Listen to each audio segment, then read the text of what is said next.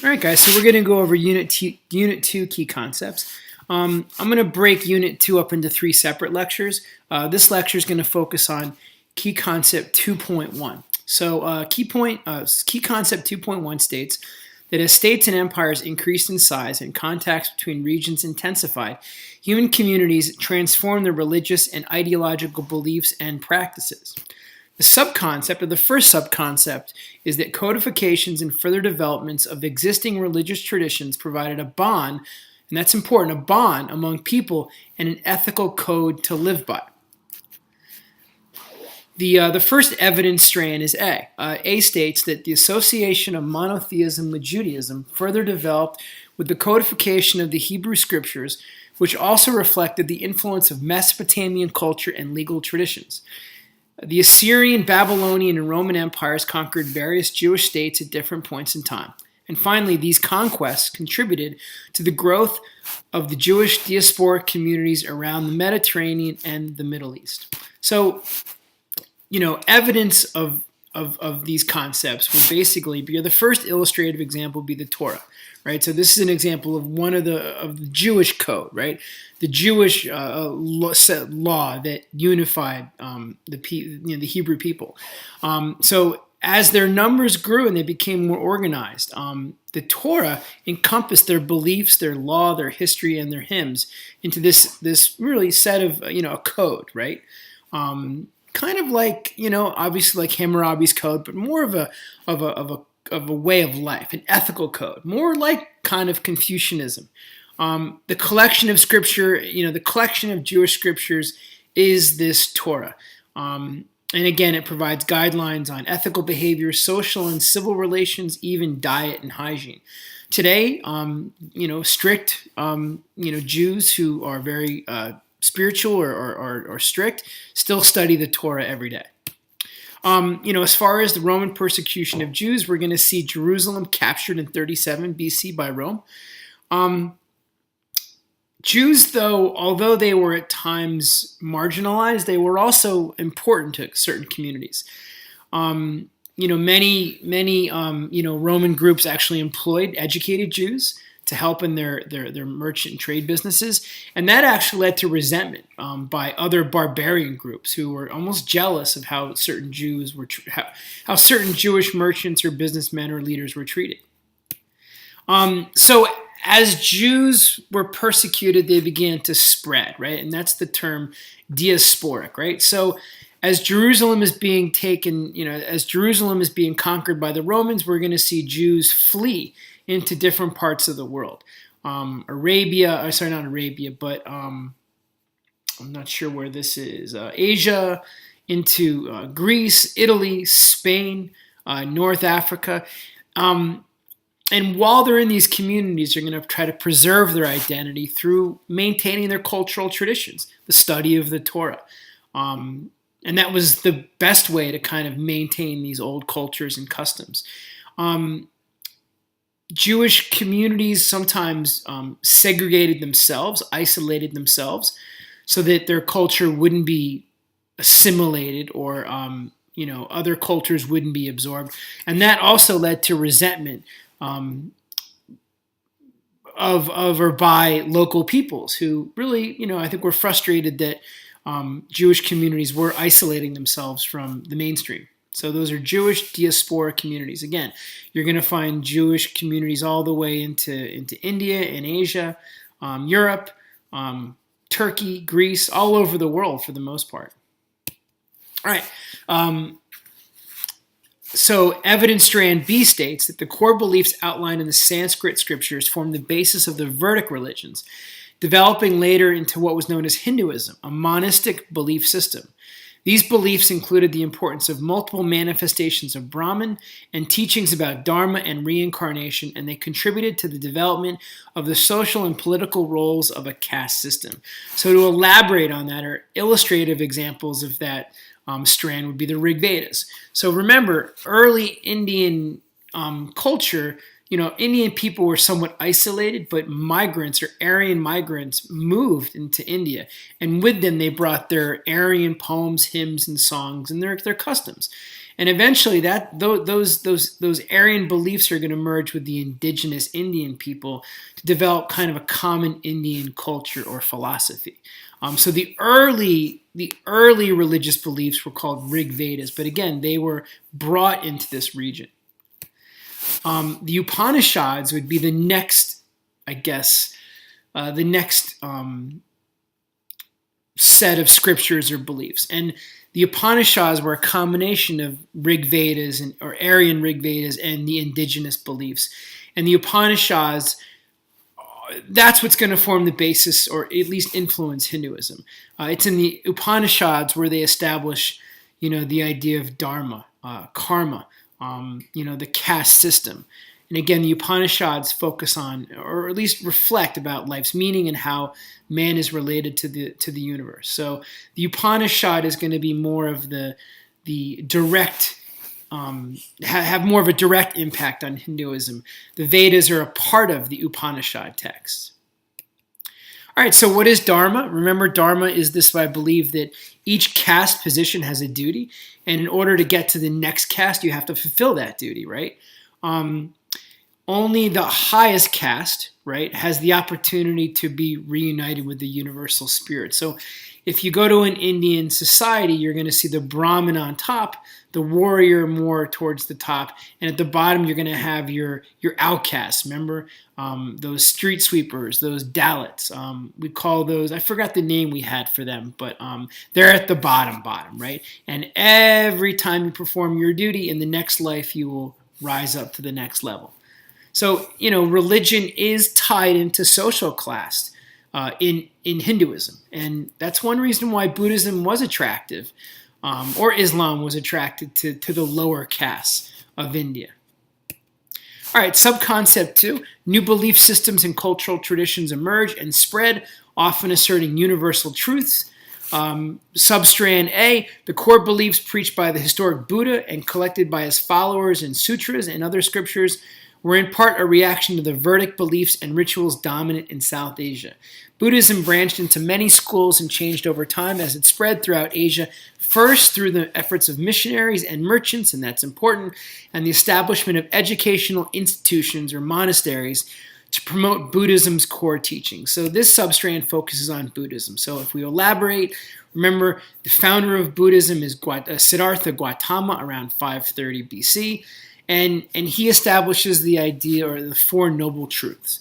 And Buddhism emphasizes meditation and reflection and a refrain from earthly pleasures. Early on, though, in order to achieve, nirvana, you had to really leave your family and, again, reject your old ways, become a monk, beg for food. That wasn't so attractive, hence why it was difficult to kind of, acquire followers. Women did have a role. Some were nuns. Buddha's aunt was a member of the monastery, but overall, women in a Buddhist culture were subordinate. So India obviously was very patriarchal. Like Hinduism, the goal was to end the cycle of rebirth and achieve this nirvana. Unlike Hinduism, Buddhism, like Islam, was popular with lower classes, and that's an important concept to remember. Again, it rejects a rigid social hierarchy, the idea that, all can be equal. As long as, again, you follow those noble truths and reject materialism. Buddhism will change a little bit, but that's another concept going forward. All right, so Ashoka the Great has a large role. Obviously, he is the Mauryan ruler who spreads Buddhism. He converts to Buddhism after kind of having kind of a realization as a result of destructive battles. He's going to build monasteries, send monks abroad, give gifts to convert others, not forcibly convert, but kind of encourage or at least show the beauty of Buddhism to attract followers. All right, substrand B. Confucianism focuses on Confucianism. Confucianism's core beliefs and writings originated in the writings and lessons of Confucius. They were elaborated by key disciples, including rulers such as Wu Di, Han Moody, who sought to promote social harmony by outlining proper rituals and social relationships for all people in China. So this substrand focuses on Confucianism. So again, the illustrative examples would be to summarize or understand the concept of Confucianism. 300 BCE, Confucius writes the Analects. And remember, Confucianism is not a religion. It's an ethical system. It's a way of life.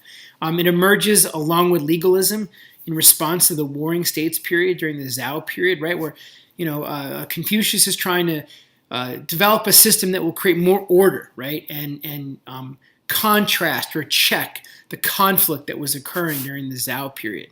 Confucianism stresses filial piety or respect for elders.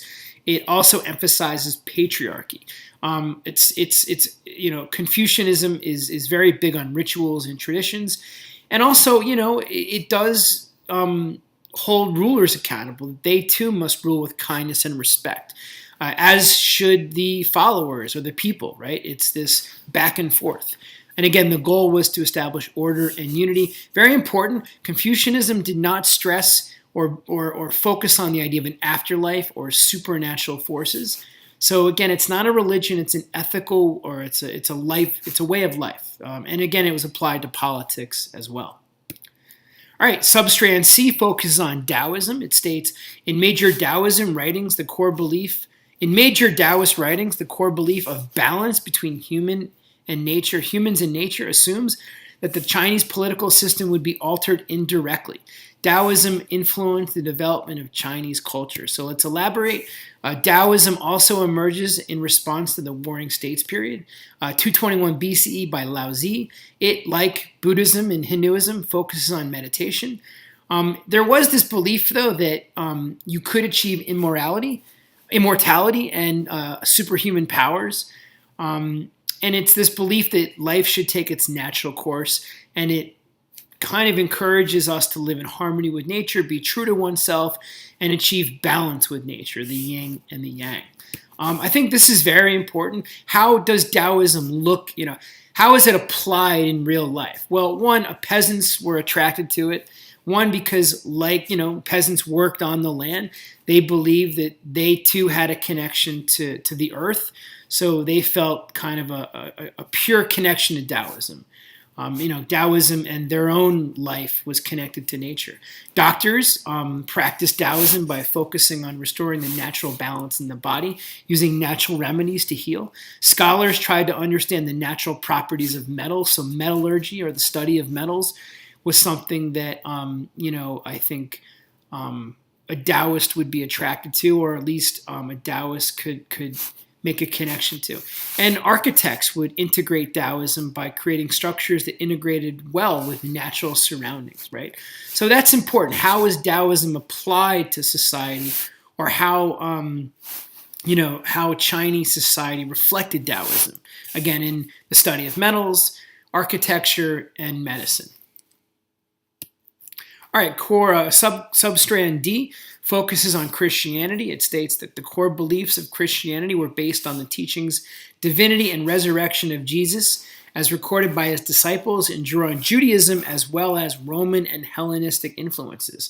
Despite initial Roman imperial hostility, Christianity did spread through the efforts of missionaries, merchants, and early saints like Buddhism and Islam through many parts of Afro-Eurasia, and eventually gained Roman imperial support by the time of Emperor Constantine. So illustrative examples, or what you should be able to do, is identify the core beliefs of Christianity.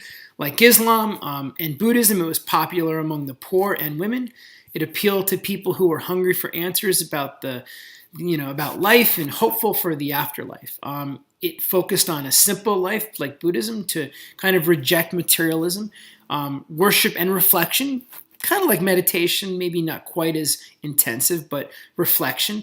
Monasteries were built to teach and educate and spread the gospel. And again, a very important core belief is the idea of martyrdom, giving up, like Jesus, dying for your beliefs, right? And some of the missionaries who did spread the gospel were Matthew, Mark, Luke, and John, and then we'll eventually mention Peter and Paul. Persecution of Christians like Jews, they too were persecuted by the Romans. You should know the reasons why. One, Christians did not always participate or respect Roman pagal or polytheistic rituals. Christians would not participate in the military or accept political office, so there was resentment. And often Christian ceremonies and rituals were mistaken for cannibalism and incest. The idea of drinking wine, right? The blood was sometimes misinterpreted by, pagan Roman leaders. Peter and Paul were two of the famous missionaries. Peter is the first pope of the Roman Catholic Church, and Paul spread the gospel throughout the Mediterranean. And that's important. So, you might, again, this would be a connection to other religions and how missionaries spread those religions. So be able to identify missionaries from every religion. St. Augustine was another missionary. He was a Roman monk who lived in North Africa. Evidence of Christianity spreading into Africa. He wrote The City of God. He points out the existence of a duality, that although the city of Rome falls to barbarians, in the long run, the kingdom of God would remain. But I would, more importantly, again, he is spreading Christianity and promoting it outside of Europe. And again, his story illustrates the spread of Christianity. So another missionary in a sense. Christianity does spread into Africa, not only as a result of, more evidence of that would be the city of Axum, which is modern Ethiopia. Here is a Christian church in Ethiopia. Remember, most of Africa, or a lot of Africa, was Islamic. So this was, Ethiopia would be a haven for Christianity. In North Africa, near, or at least where Augustine was, Hippo was the Christian center in Algeria. And Pahoknius was a missionary who created a monastery in Egypt. So you don't have to know all three, but definitely be familiar. I think Axum would be the one I would remember, that Ethiopia was a Christian settlement or community. Again, more evidence of the spread of Christianity. Egeria, if you remember her, she was a Spanish woman who wanted to learn or convert to Christianity, and she traveled to Jerusalem and Constantinople to experience Christianity, see the monasteries, and then her writings about what she saw is what we've studied. So, again, she's not spreading it, but, Christianity is bringing her to the Middle East, right? And I guess she does. I guess she does become somewhat of a communicator or missionary of Christianity. So that's Egeria. Constantine, very important. He legalizes Christianity after becoming the Roman emperor in 313 CE. He basically establishes the Roman Orthodox Church. All right, we're going to stop there.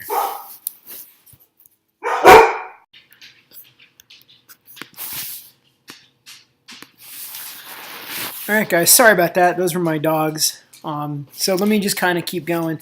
So, you do want to remember the impact of Constantine. He's the Roman emperor in 313. He moves the capital to Constantinople.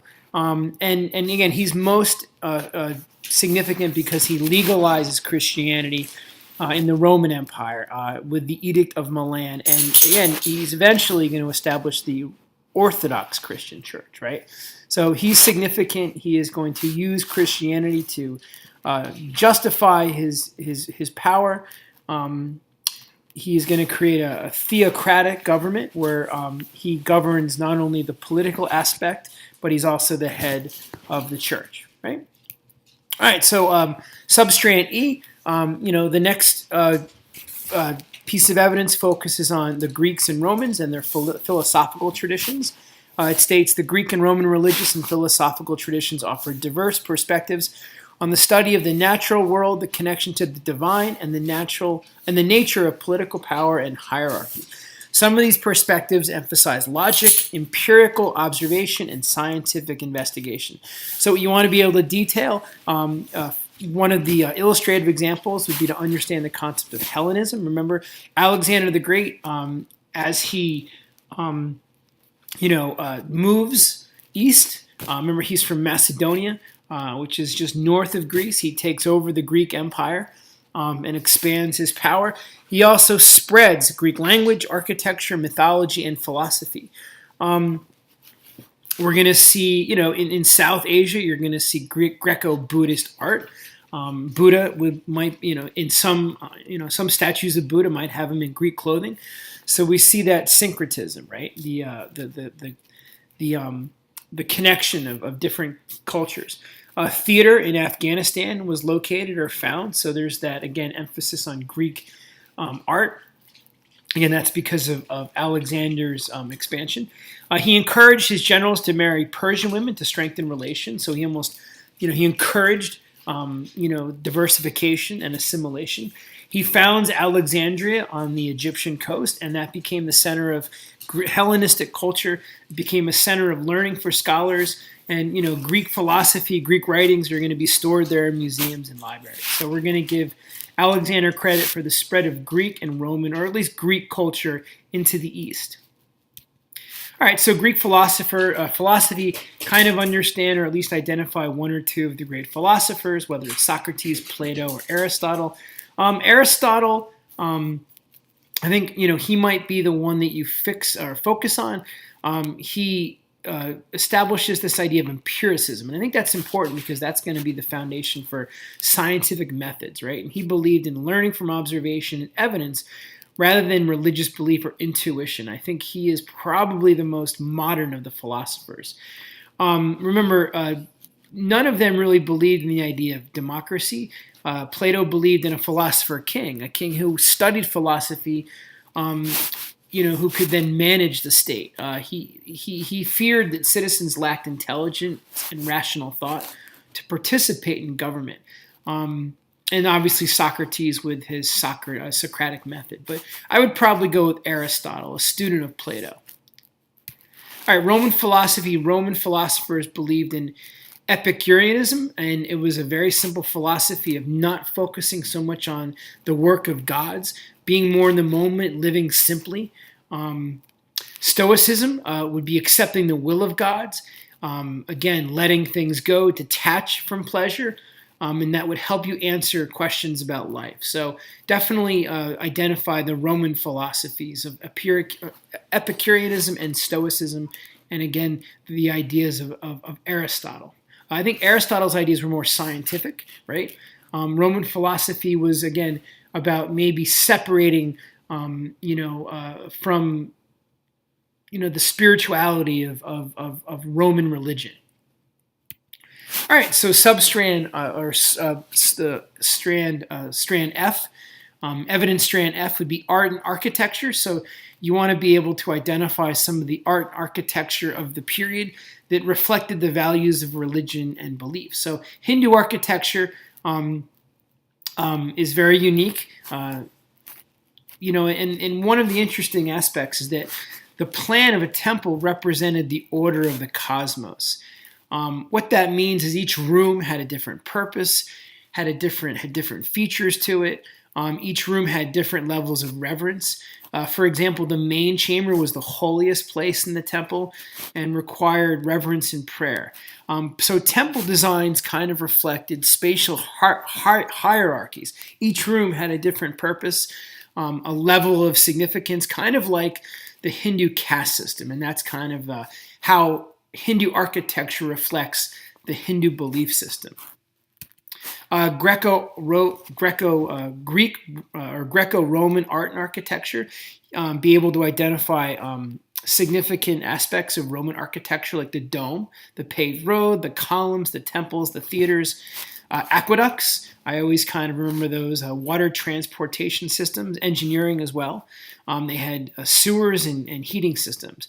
The Greeks were known for the Parthenon, right? The famous columns, the home of the gods, with where art was also, or I should say that carved friezes of Greek mythology were part of those columns. So definitely be able to identify different aspects of Greek, Roman art and architecture, especially the dome, right? The dome is going to be spread to different parts of the world. Greek art and theater, the idea of the myth, Homer and the Iliad or the Odyssey, the tragedy, the comedy, All of these things obviously are going to influence European writers like Shakespeare, and I think that's important. Um,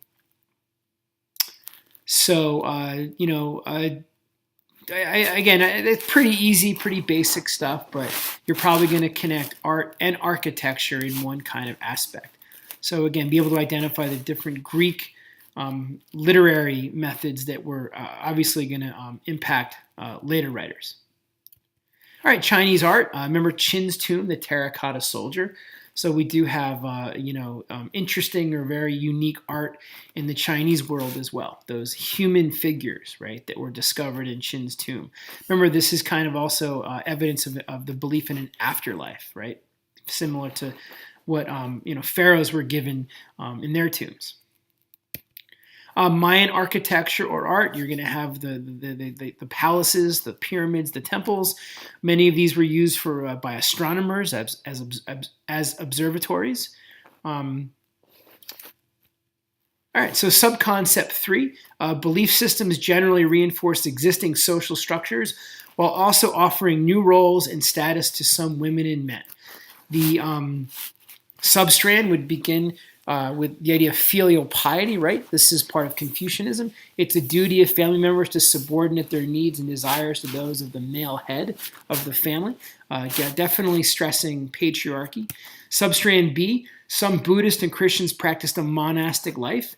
And so two important terminology or definitions, aestheticism, which would refer to followers of Buddhism and Christianity rejecting materialistic values of the world, sexual pleasure, extravagance, and luxuries. A Christian monk would reject materialism. Monasticism would be Christian monks living without worldly gods or goods and working to feed the poor and care for orphans. Remember, monasteries also gave opportunities for women. Nuns, they too would provide charitable services. So aestheticism is the behavior, the lifestyle, and monasticism. I guess they're very similar, right? Try to remember at least one of those terms, and you're going to see both of those in Christian religion and Buddhism: monasticism and aestheticism. All right, subconcept 4, other religious and cultural traditions continued and in some places were incorporated into major religious traditions. Substrand A, definitely be familiar with these three early religious ways: shamanism, animism, and ancestor veneration. These continued in traditional forms in some instances, and in others they were incorporated into other religious traditions. So we'll mention, another, an illustrative example of some of these, early traditional religions would be Zoroastrianism, right? This is the foundation for Christianity, Judaism, and Islam. Early form of monotheism, it was the belief in the god Ahura Mazda. Think of the car Mazda. It was this early belief that there was a god of darkness that should not be worshipped. So Zoroastrianism taught the concept of heaven and hell. Shamanism, something you're going to see during the Paleo period. The Mongols also practiced shamanism. It is a set of practice geared towards manipulating the natural world through rites and ceremonies performed by a shaman, a religious leader, who was thought to have connections with supernatural forces of the universe. So you're going to see shamanism in very early communities. And the Mongols, right? So the Mongols are going to be, again, that nomadic pastoral culture that does kind of, mimic some of the early Paleo communities. Animism, again, a Paleo spiritual belief. Objects in the material world are inhabited by spirits. Does not make a distinction between the physical and spiritual realms, and varies widely in different parts of the world. You're going to find it outside areas in which religious traditions were codified. So you're not going to see animism in Christianity. Very common in civilizations whose people did not read. So again, you're going to see that more during the Paleo period. Going forward, some local religions might. I'm sure we've studied this or we've mentioned this. Maybe in Africa, I'm not sure, but always look out for that idea of, a group of people kind of having or believing that the physical world has a lot of spiritual power. Ancestor veneration, obviously that's going to be akin to China. The respect given to the elderly and their wisdom to less experience. It's connecting, worshiping ancestors who have lived the earth and whose spirits live on, right? So that's going to be something we're going to see during the early Chinese dynasties and going forward, right? That's going to continue, ancestor veneration. Oracle bones, also used by early shamans, used during the Shang dynasty. The idea of forecasting the future. It's an example of written language, but also religion. All right, that's it for now. I'm going to stop here. I'm going to start another lecture on Key Concept 2.2 for tomorrow. Good luck reviewing 2.1.